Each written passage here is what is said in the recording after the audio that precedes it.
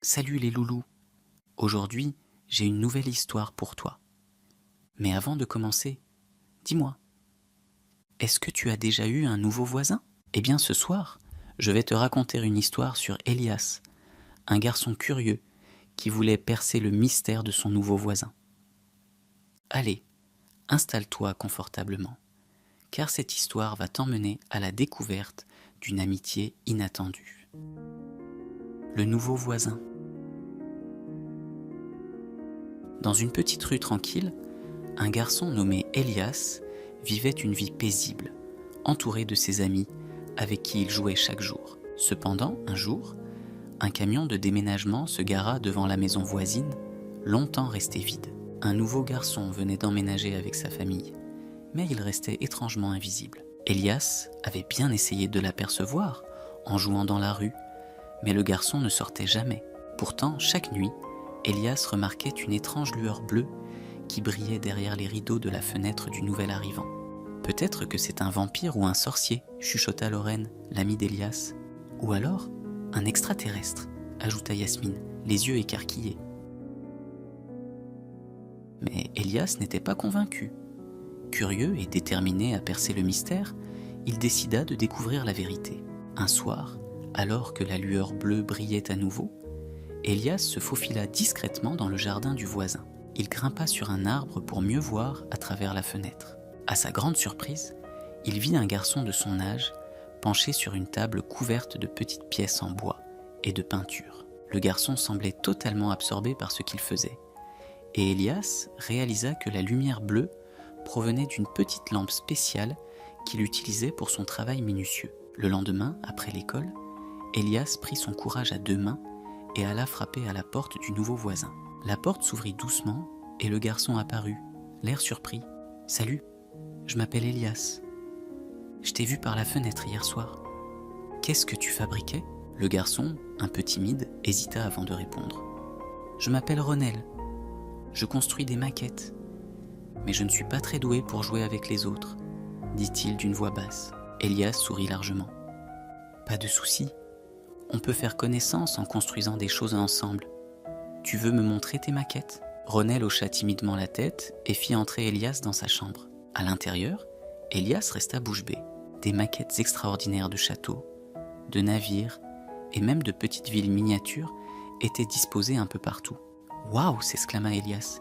« C'est toi qui as construit tout ça ?» Ronel hocha la tête, un léger sourire se dessinant sur ses lèvres.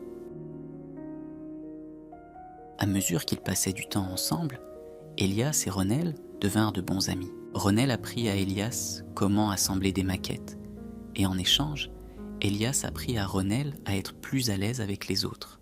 Un jour, la maîtresse d'Elias annonça que l'école organiserait une grande fête pour célébrer la fin de l'année scolaire.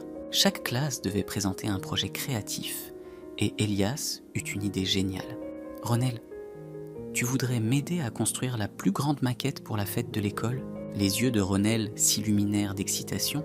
« Oui, mais on devrait faire quelque chose de spécial, quelque chose qui n'a jamais été vu auparavant. » Pendant les semaines suivantes, après les cours, Elias et Ronel se retrouvèrent dans le garage de Ronel pour travailler sur leur projet. Ils décidèrent de construire une maquette animée, avec des petits personnages qui bougeaient grâce à des mécanismes que Ronel inventa lui-même. « On pourrait ajouter des lumières !» s'exclama Elias. « Et si on mettait aussi des sons ?» proposa Ronel. Jour après jour, leur maquette prit vie. C'était un village enchanté avec des moulins qui tournaient, des rivières qui brillaient sous des lumières colorées et des animaux qui bougeaient comme par magie. Le jour de la fête, tous les élèves et les parents étaient rassemblés dans la grande salle de l'école. Elias et Ronel étaient nerveux, mais aussi très fiers de leur travail. Lorsque le rideau s'ouvrit, la maquette animée éblouit tout le monde. Les enfants applaudirent, émerveillés par les détails et la magie de la maquette. Même la maîtresse fut impressionnée. « Bravo Elias, bravo Ronel !» s'exclama-t-elle.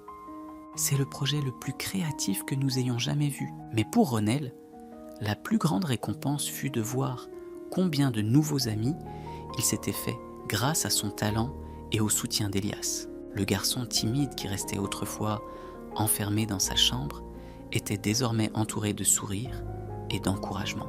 Après la fête, alors que le soleil se couchait, Ronelle se tourna vers Elias et dit « Merci Elias, grâce à toi, j'ai compris que je pouvais partager ce que j'aime avec les autres. » Elias lui donna une tape amicale dans le dos. « Tu sais quoi, Ronelle ? Le plus beau projet qu'on a construit, ce n'est pas cette maquette, c'est notre amitié. » Et depuis ce jour, les deux garçons restèrent inséparables, prêts à créer ensemble d'innombrables aventures.